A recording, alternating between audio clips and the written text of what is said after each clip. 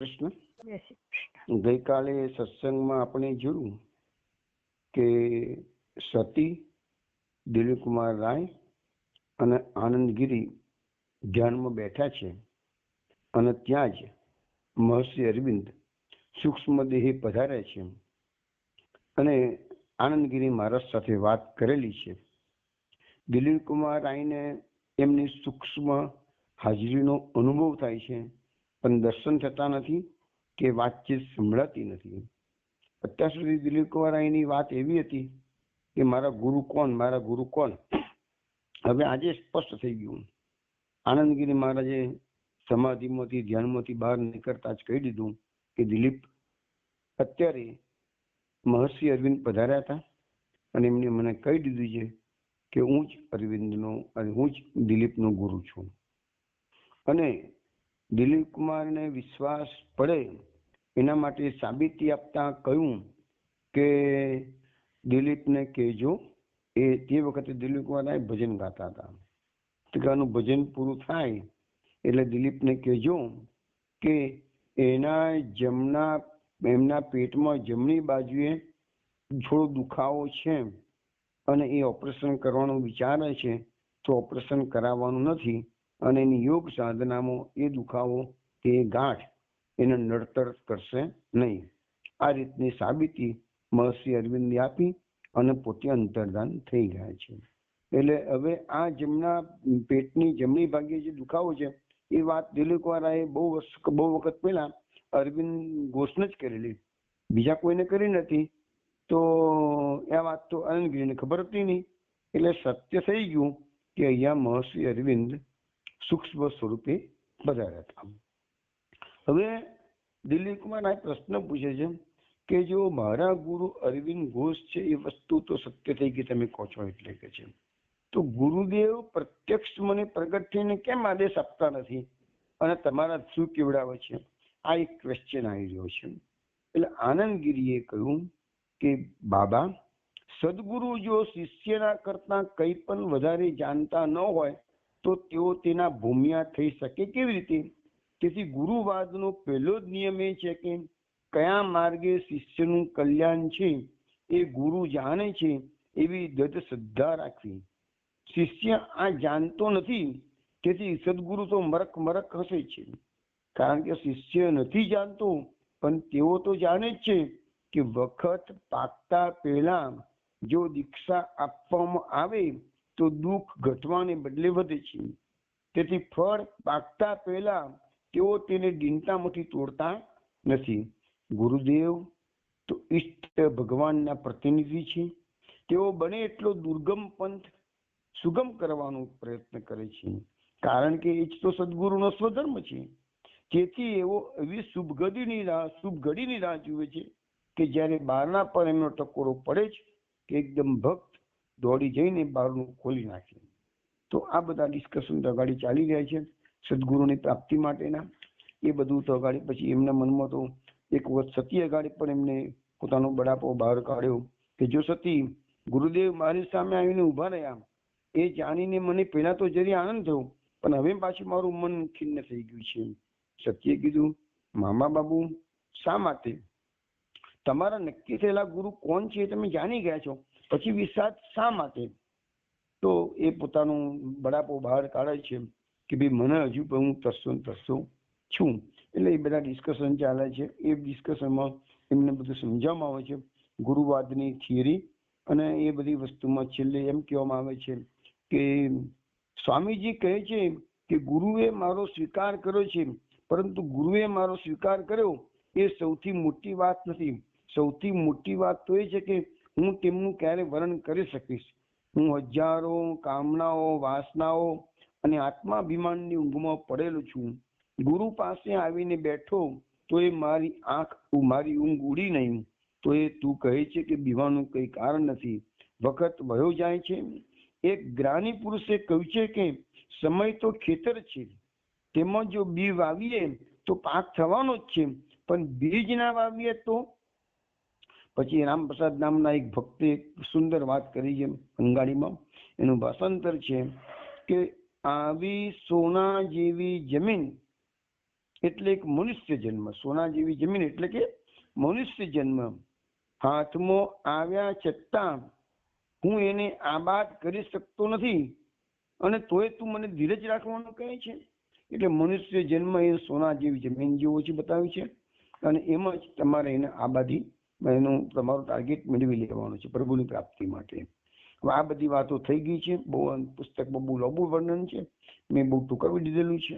મૂળ વાત એક જ છે કે દિલીપ કુમાર રાયને ગુરુ મળવા જોઈએ.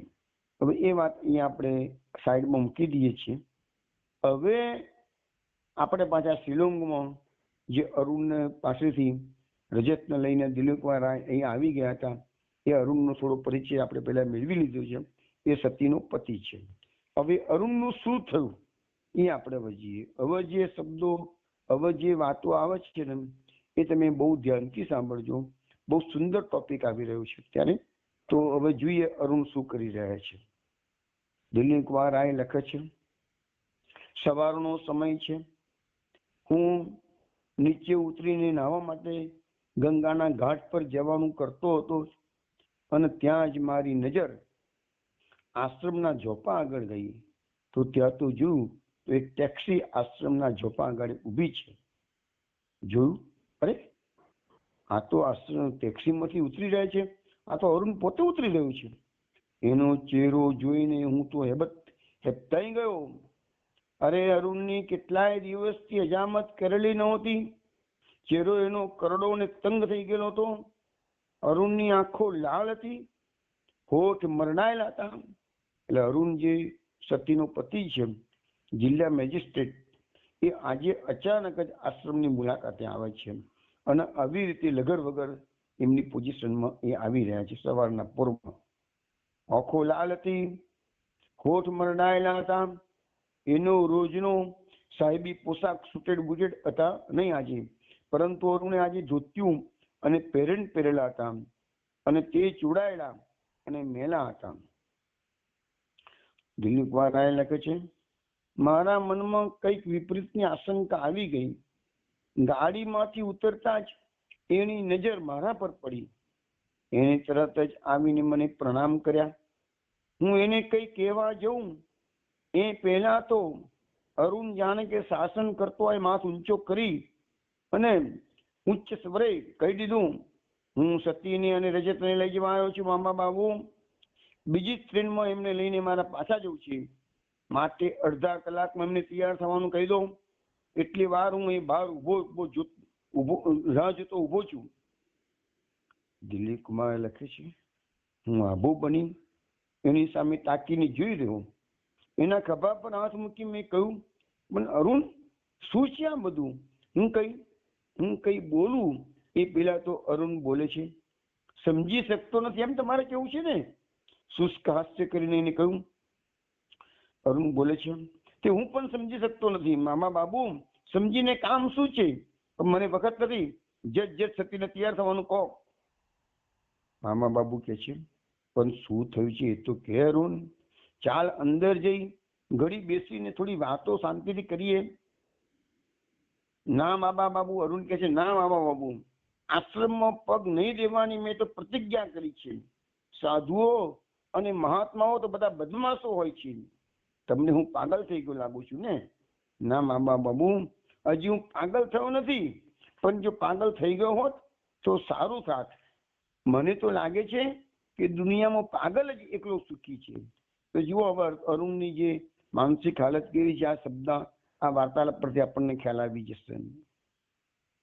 મામા બાબુએ અરુણનો ખભો થાબડીને કહ્યું, કઈ થયું લાગે છે અરુણ? મને કઈ કહેતો ખરો? અચાનક શું થયું? ત્યાં તો અરુણ પાગલની મેફે બેઠી જોરથી હસી પડ્યો અને તે બોલ્યો, હા હા હા હા, અચાનક નથી થયું મામા બાબુ, ઘણા વખતથી થયેલું છે, પણ મને હમણાં જ અચાનક ખબર મળ્યા. મારી માને અને બનેવીને એ લોકોએ મારી નાખ્યા છે, અને મારી બેનને ઉઠાવી ગયા હતા. અઠવાડિયા ઉપર જ તમારા રહેમતના ભત્રીજાનો એ પત્ર આવ્યો. ભાણ કાઢીને લખ્યું કે તમારી બેન એ દવાખાનામાં પડી છે. એટલે હું તરત જ ટ્રેનમાં રાવલપિંડી ગયો પાશવી અત્યાચારોનો ભોગ બનેલી મારી બેન ત્યાં હું ગયો ત્યારે છેલ્લા શ્વાસ લેતી હતી.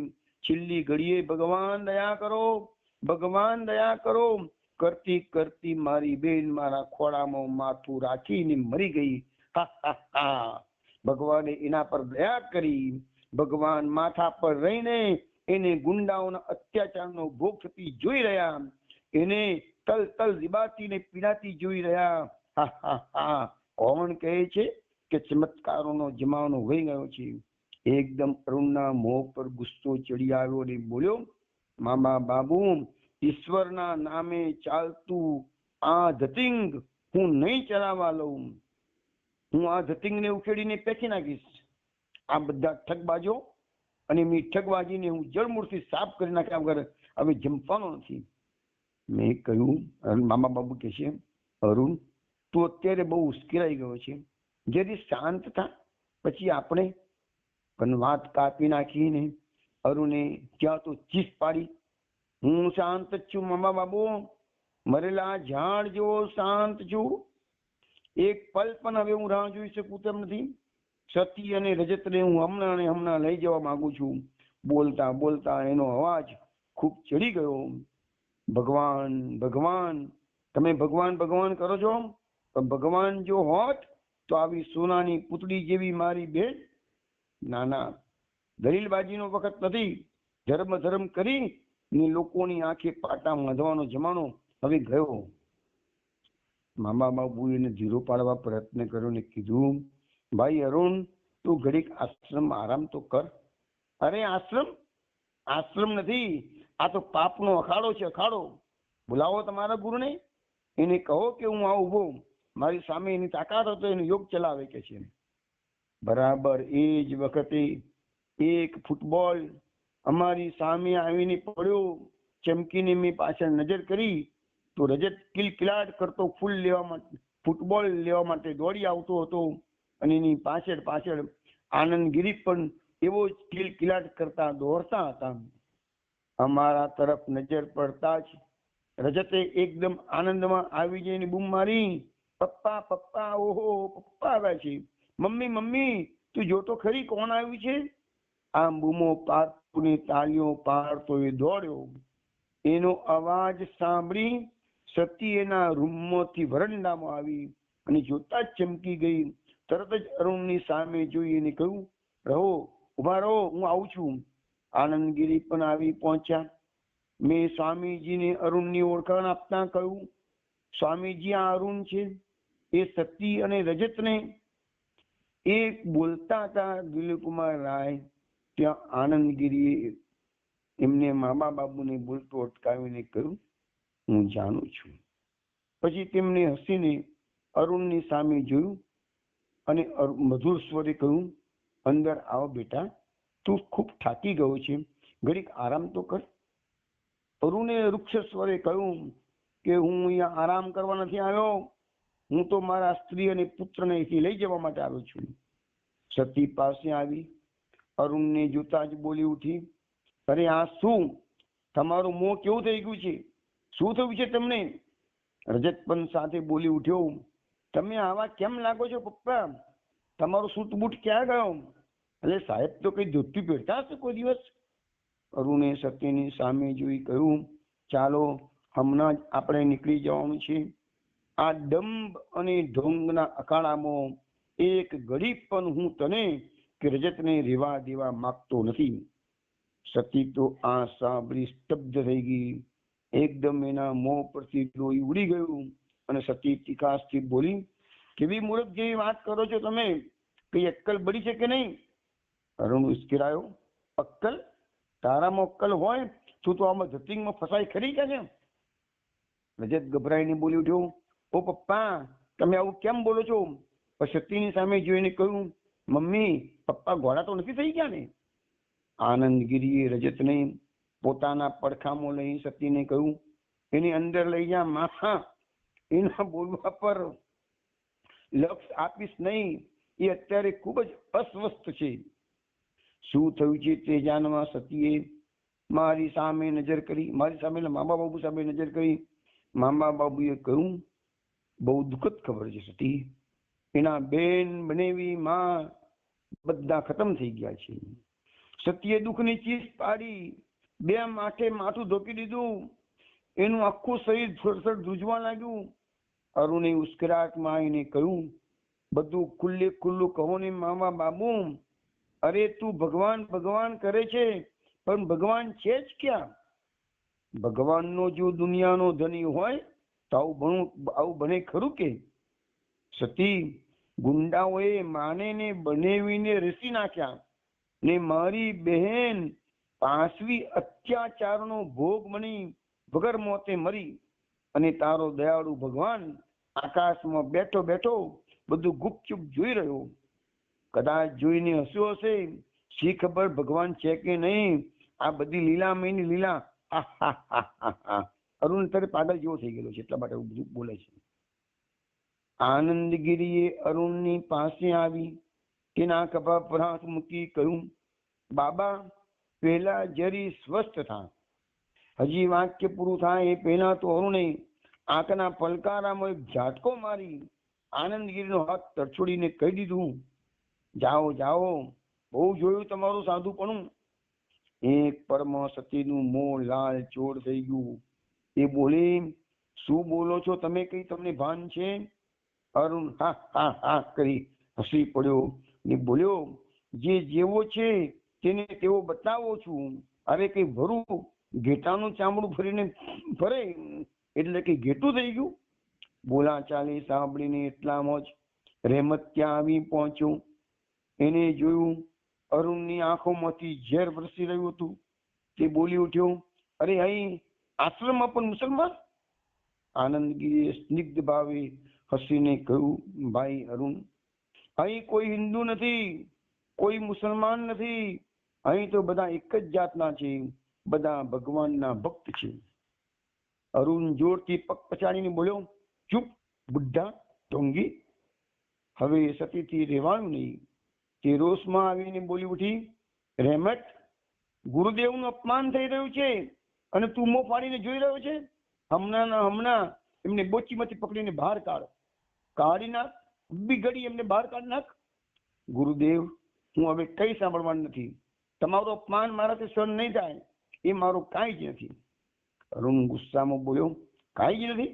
હું તારો પતિ છું, હું તને લઈ જવા આવ્યો છું. સતીનું મોં વધારે લાલ થઈ ગયું. એ બોલી, તમે મને લઈ જવા આવ્યા છો એટલે શું હું તમારી બાંધી છું? હું કોઈની દાસી નથી, હું સિર્ફ મારા ગુરુદેવની દાસી છું. માટે ભલું ચાહતા હો તો હમણાં ને હમણાં અહીંથી હાલતા થાઓ. અરુણે પાગલ બનીને કહ્યું, હું હાલતો થઉં? હું? મામા બાબુએ અરુણને કહ્યું, અરુણ, રસ્તામાં ઊભો રહીને આમ ભવાડો કરે છે એ તને શું શોભે છે? તું તો ડાયો છે, સમજ્યું છે. સતીને લઈ જવી હોય તો? સતીએ તરત જ મામા બાબુને બોલતા અટકાવીને કહ્યું, તમને મામા બાબુ એવું કહેવાનો કોઈ હક નથી કે મને અહીંથી લઈ જાય. એવું કોણ છે? હું જોઉં તો ખરી.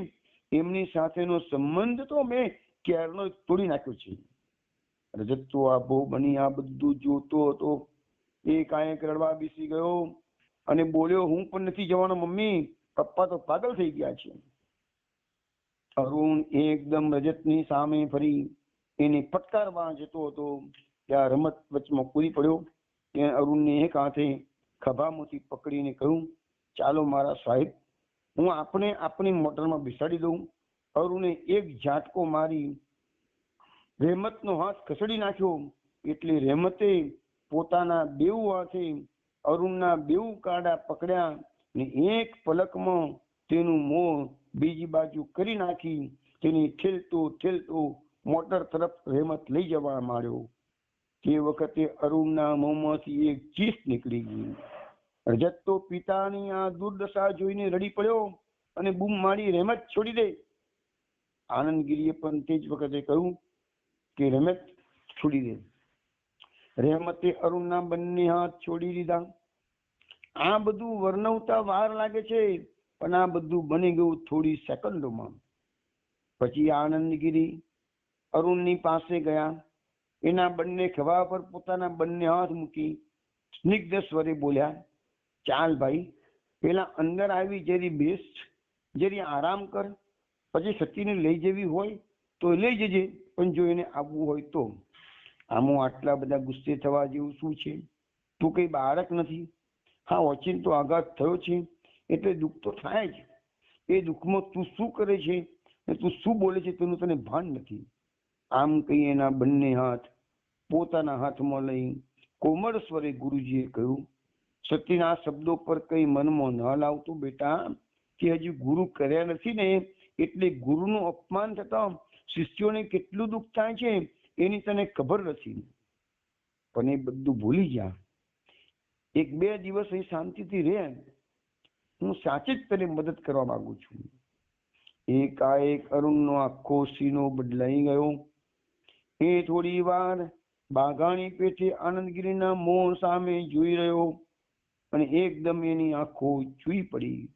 એને 2 હાથે મોં ઢોકી દીધું. હરિઓમ કહી એના માથા પર પોતાનો હાથ મૂક્યો અને એ જ વખતે અરુણનું આખું શરીર ખેંચાયું. સતીએ ભયભીત બની દોડી આવી એનો હાથ પકડ્યો. ત્યાં તો અરુણ કારની ચીસ પાડીને ઢગલો થઈને જમીન પર પડી ગયો. પછી બધા એને ઉચકી લીધો. આનંદગીરીની આંખો આંસુથી ચમકવા લાગી. તેમને કહ્યું, ઓહો, આજે અરુણના દુઃખનો પાર નથી. ખૂબ આઘાત પહોંચ્યો છે એને. રહેમત, એને અંદરના રૂમમાં લઈ લે ભાઈ. તરત જ રહેમતે અમને બધાને કહ્યું, તમે બધા છોડી દો એમને. આમ કહી બેભાન બનીને પડેલા અરુણને ઘડીમાં 2 હાથે રહેમતે ઉંચકી લઈ એ આગળ વધ્યો. મેળા પર સતીની બાજુનો ઓરડો કાયમ માટે મહેમાનો માટે ખાલી રહેતો હતો. તેમાં અરુણને ખાટલા પર સુવડાવવામાં આવ્યો. અત્યારે અરુણ બેભાન થઈ ગયા છે.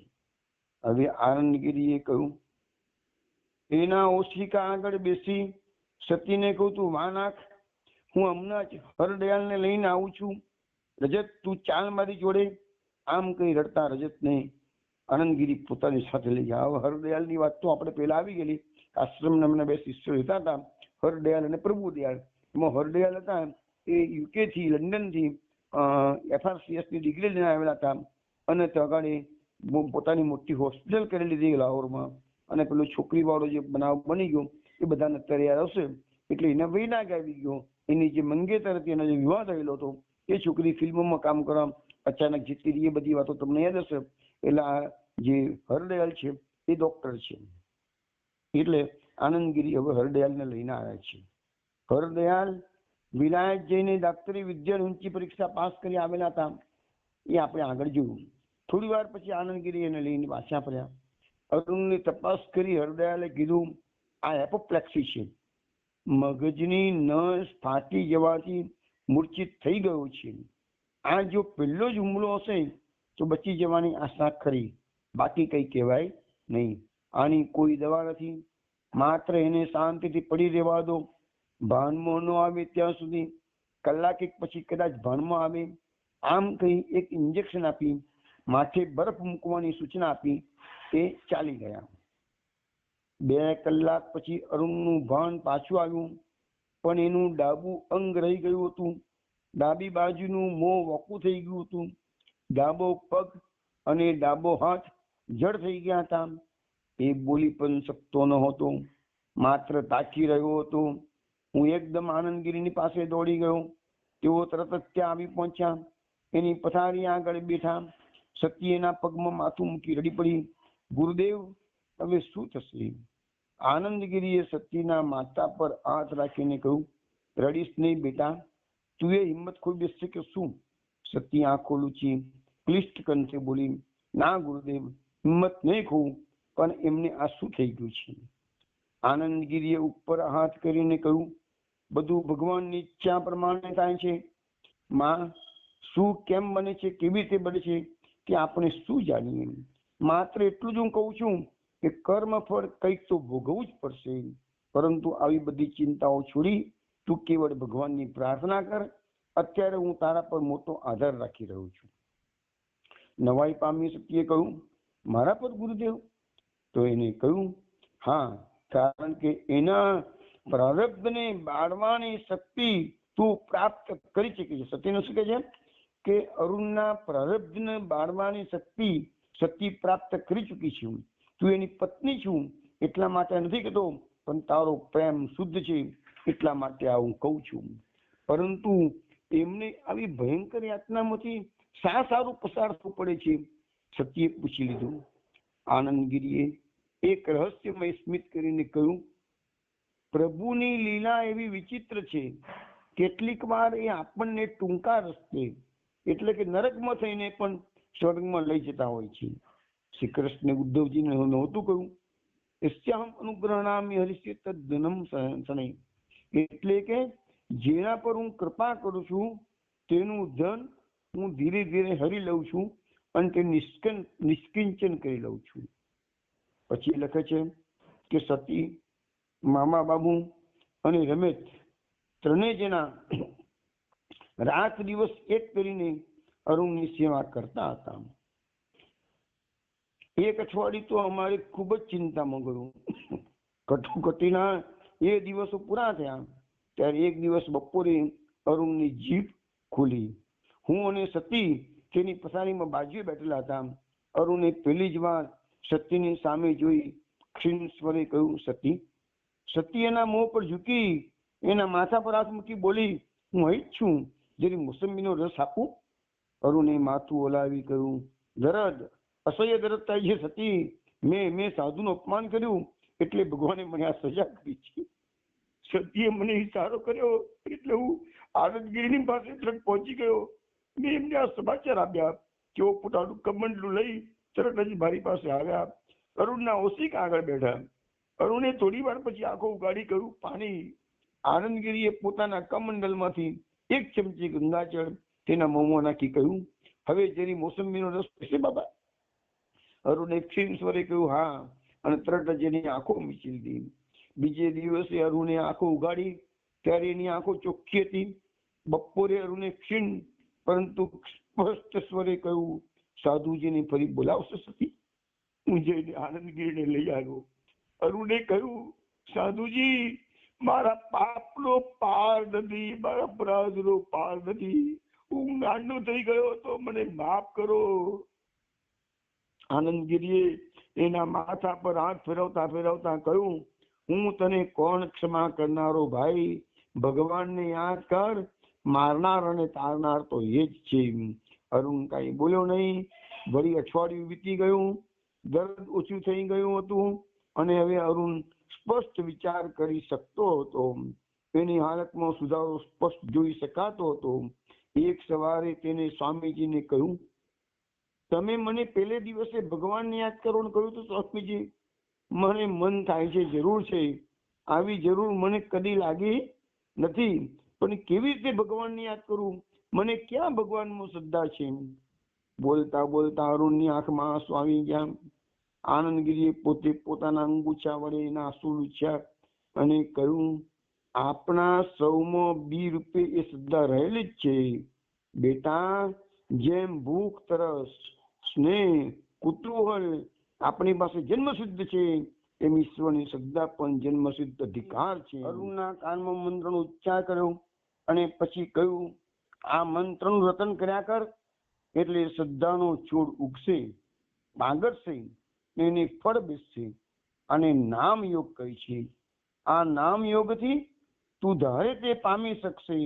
આથી તો પ્રભુના નામને કલ્પતરુ કહેવાય છે. અરુણે કહ્યું, મેં આવું ઘણી વાર સાંભળ્યું છે સાધુજી. ના, હવે હું આપને ગુરુદેવ કહીશ. આપે તો મને મંત્ર દીક્ષા આપી. આપ હવે મારા ગુરુ થયા છો. ગુરુદેવ, નામ જપ કરવાથી બધું મળે તો ખરું, પણ ખરેખર કોઈ કિંમતી ચીજ આમ મફતમાં મળે ખરી કે? આનંદગીરીએ હસીને કહ્યું, મફતમાં? અરે ભાઈ, મફતમાં મેળવવાની વાત ક્યાં છે? નામ જપ કઈ એટલો સહેલો નથી બેટા, એ તો સાધના છે. તું શરૂ કરશે કે તરત તને સમજાવવા મળશે કે નામ જપ કરવું કેટલું અઘરું છે. કારણ કે નામ જ્યાં સુધી હૃદયમાં જાગીને સ્થિર ન થાય ત્યાં સુધી જપમાં મન લાગતું નથી. મન ભટકતું રહે છે. મન ભટકતું રહે તો જપમાં રસ રહેતો નથી. જપ નિરસ લાગે છે. અને પછી અવિશ્વાસ વાવંટોળની પેઢે વધતો જાય છે. તેથી જપનો અર્થ થાય છે અવિશ્વાસ સામેની લડાઈ. આમ માણસની અંદર જ લડાઈ શરૂ થાય છે. પોતે પોતાની સામે લડવું પડે છે.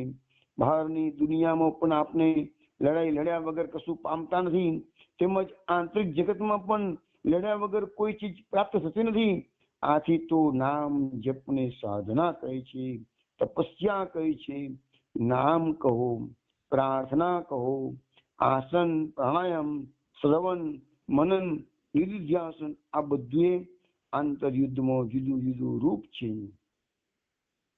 કશું ફળ ન મળે તો પણ માણસે નામ જપવાનું છોડવું નહીં, કે તેના પરિણામ વિશે શંકાશીલ થવું નહીં. કારણ કે જો તમે શંકામાં પડ્યા તો ચારે બાજુથી શંકાઓનો તમારા પર એવો મારો થશે કે તમને ભય ભેગા કરી નાખશે. એથી સંતો નામ જપને શ્રદ્ધાપૂર્વક ચીટકી રહેવાનું કહે છે. શ્રી રામકૃષ્ણ પરમહંસ એ વિશે એક દાખલો આપતા, એક માણસ કૂવો ખોદવા બેઠો.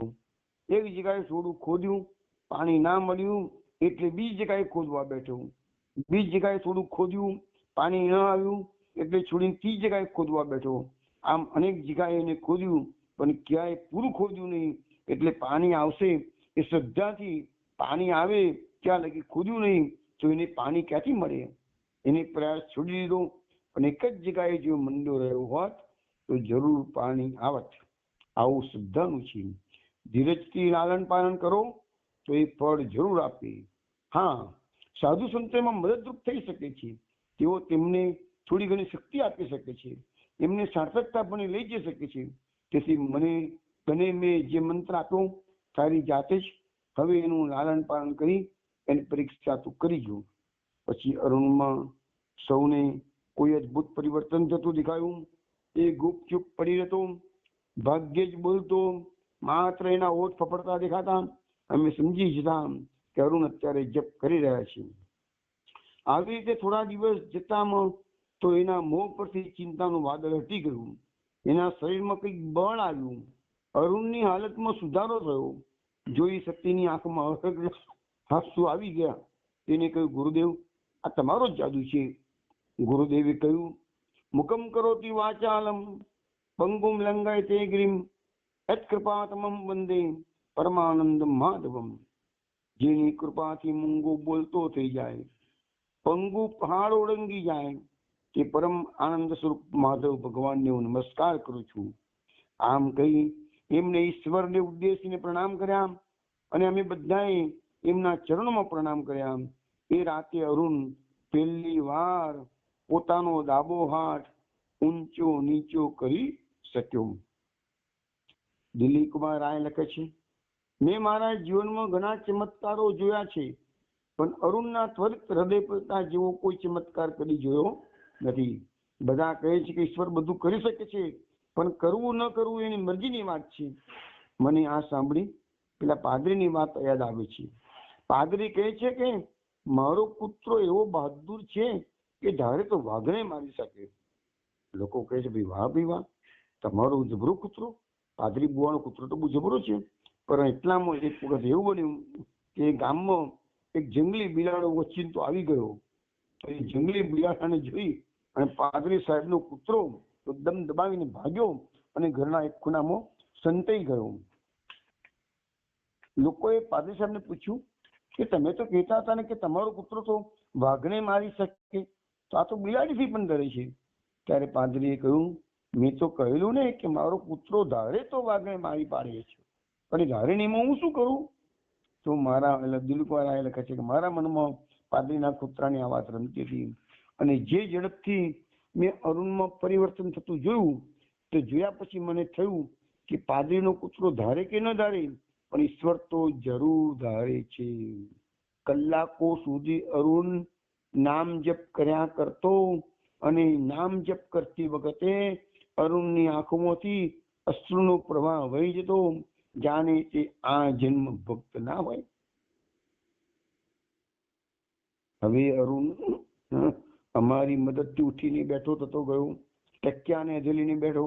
લખી શકવા જેટલી સ્થિતિ થઈ કે પેલું કામ તેને પોતાનું રાજીનામું આપવાનું નક્કી કર્યું. એક વાર આવી રીતે બેઠો હતો આનંદગીરી એની પાસે બેઠેલા હતા. અરુણે પોતાના જમણા હાથ વડે આનંદગીરીને ચરણ સ્પર્શ કરી કહ્યું, મારા અપરાધની મને બરાબર સજા મળી ગઈ છે ગુરુદેવ. હવે માત્ર એવા આશીર્વાદ આપો કે આ મારો પશ્ચાતાપ કાયમ ટકે. સતીનું મોં આનંદથી ચમકી ઉઠ્યું. તે બોલી, ગુરુદેવ આપના આશીર્વાદથી એનું દુઃખ મટી જશે. આનંદગીરીએ સ્નિગ્ધ સ્વરે કહ્યું, ઈશ્વર સિવાય કોણ આશીર્વાદ દઈ શકે છે માં? અમે તો કેવળ આશીર્વાદનો રસ્તો ચીંધી શકીએ.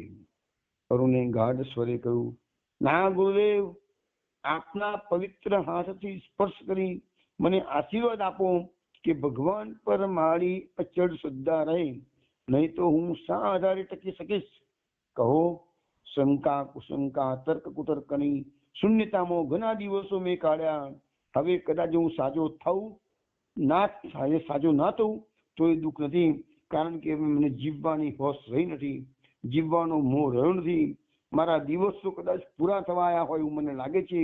હવે મને એનો શોક નથી, પણ કંઈક ભાથું બાંધી લીધા વિના અજાણ્યા પંથે નીકળી પડતા મને ગુરુદેવ હજી ભીખ લાગે છે.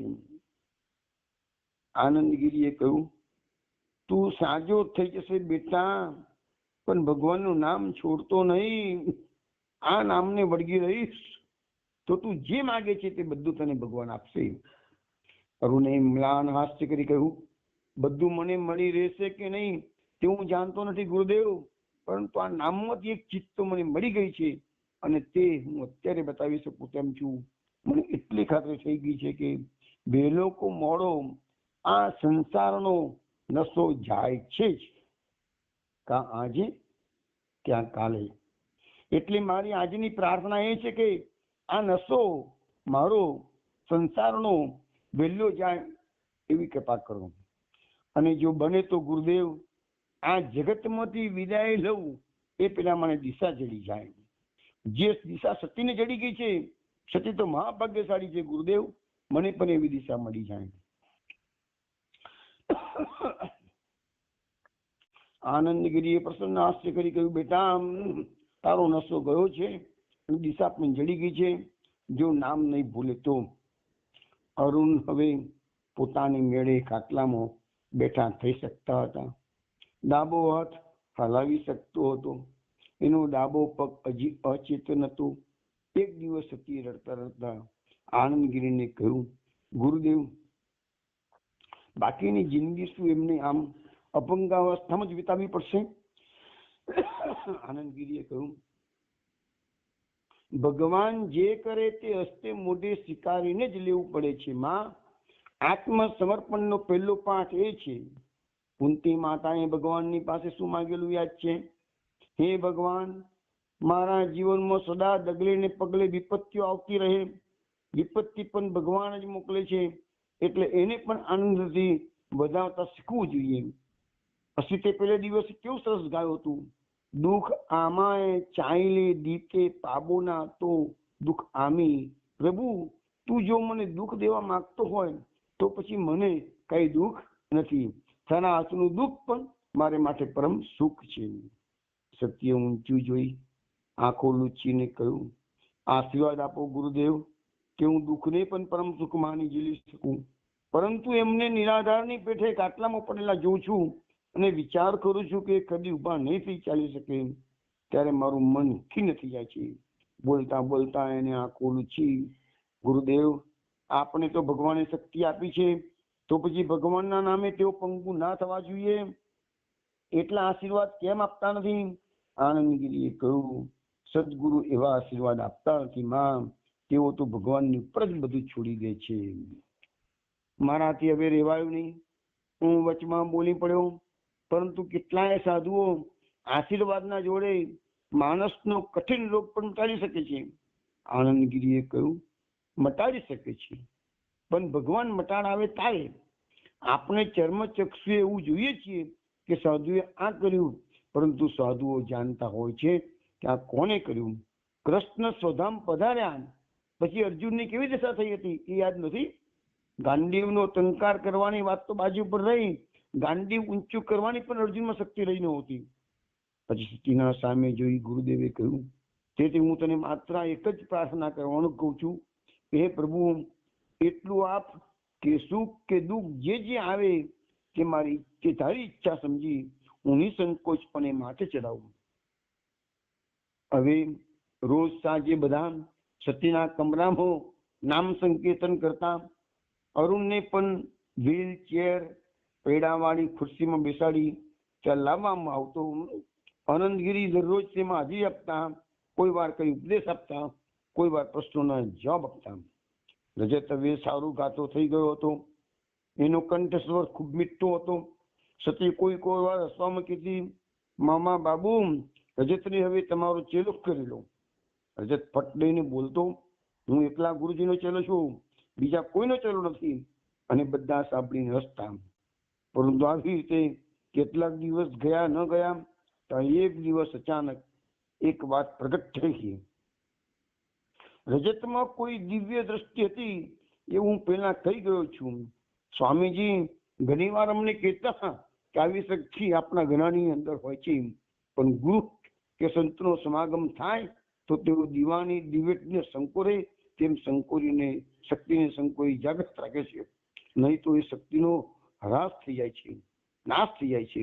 અહીં રજતને એવા સંત ગુરુ મળી ગયા હતા કે જે દિવસે એમને એને મંત્ર દીક્ષા આપી તે દિવસથી રજતમાં શક્તિ ઝડપથી ખીલતી જતી હતી. અને એને કઈ કઈ દ્રશ્યો, કઈ કઈ સ્વપ્ન દેખાતા. કેટલી વાર એ ઊંઘમાંથી જાગી ઉઠવા બોલવા મળતો, માં આજે તો મેં કનૈયાને જોયો, આજે તો કનૈયો બંસી બજાવતો હતો, કેવું સુંદર નાચતો હતો. માં આજે તો એક નીલ નદીમાં નહાતો હતો. માં આવું કઈ કઈ એ કહેતો. પેલા તો મેં એની વાતો પર બહુ લક્ષ આપ્યું નહીં. માન્યું કે અમારી પાસે જે કંઈ સાંભળે છે તેનું એને સપનું આવ્યું છે. કોઈ વાર એ કહે, માં મને કનૈયો દેખાયો. કોઈ વાર કહે કે મેં મહાદેવજીને જોયા, માથા પર કેવી મોટી જતા હતી. તો કોઈ વાર કહે મેં સિંહ પર બેઠેલા માતાજી જોયા. તો કોઈ વાર કહે કે મેં વિષ્ણુ ભગવાન જોયા.